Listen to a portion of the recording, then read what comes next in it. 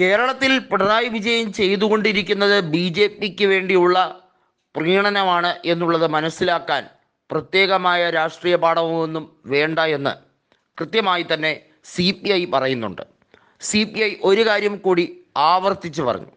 ഞങ്ങളെ തോൽപ്പിക്കാൻ തൃശ്ശൂരിൽ നിങ്ങൾ നടത്തിയത് ഡീൽ തന്നെയാണെങ്കിൽ അതിനോട് കേരള ജനത ഒരിക്കലും നിങ്ങളോട് പൊറുക്കുകയില്ല.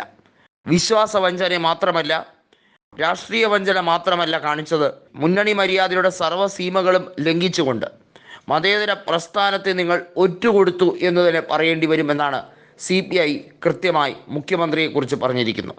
ആദ്യം ബിനോയ് വിശ്വം, അതായത് CPI സംസ്ഥാന സെക്രട്ടറി, കൃത്യമായി പിണറായി വിജയൻ അന്വേഷണത്തിന് ഉത്തരവിട്ട ആ ഒരു രീതിയെ സ്വാഗതം ചെയ്തിരുന്നു.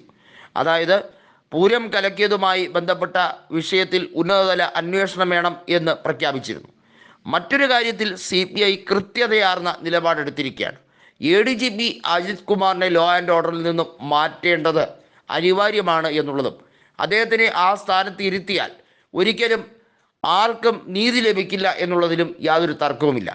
തൃശ്ശൂർക്കാരുടെ അവകാശം അല്ലെങ്കിൽ അവരുടെ ഏറ്റവും വലിയ സ്വപ്നമാണ് അവരുടെ പൂരം എന്ന് പറയുന്നു. അതൊരുപക്ഷെ കേരളത്തിൻ്റെ സംസ്കാരത്തിൻ്റെ ഭാഗം കൂടിയാണ്. മധ്യ കേരളത്തിൻ്റെ ഈ സംസ്കാരം കേരളത്തിലെമ്പാടും വിളിച്ചോതുന്ന ഒരു ഉത്സവം തന്നെയാണത്.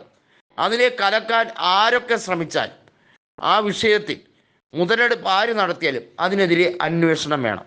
ആ അന്വേഷണം നടത്തുക തന്നെ ചെയ്യും. BJPയുമായി ഡീൽ ഉണ്ടാക്കുന്നു എന്നുള്ളതിന് യാതൊരു തർക്കവുമില്ല. ഈ അടുത്ത വിഷയങ്ങളെല്ലാം തന്നെ ഉന്നയിക്കപ്പെടുന്നതാണ്. CPMലെ നിരവധിയായ ആളുകൾ ഇതിനോടകം തന്നെ കോൺഗ്രസിൽ ചേരുന്നത് കൃത്യതയാർന്ന തീരുമാനമായി തന്നെയാണ് CPI കണക്കാക്കുന്നത്.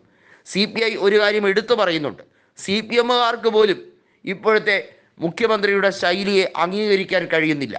എറണാകുളത്തെ ഉദയംപേരൂരിൽ സംഭവിച്ചത് അതുതന്നെയാണ്. 50ഓളം CPIM പ്രവർത്തകർ കോൺഗ്രസിലേക്ക് ചേക്കേറുന്നു. വാസ്തവത്തിൽ വലിയ തോതിൽ CPM പ്രവർത്തകർ ഇനി കോൺഗ്രസിലേക്ക് ചേരുന്ന ഒരു കാഴ്ച കാണാൻ കഴിയുമെന്നും CPI നേതാക്കൾ പറയുന്നുണ്ട്. KE ഇസ്മായിൽ പറയുന്നത് പോലെ CPIMൽ തന്നെ കൃത്യമായും തൻ്റെ ഇടമുള്ള നേതാക്കളുണ്ട്. അവർക്ക് കൃത്യതയാർന്ന തീരുമാനമെടുക്കാം.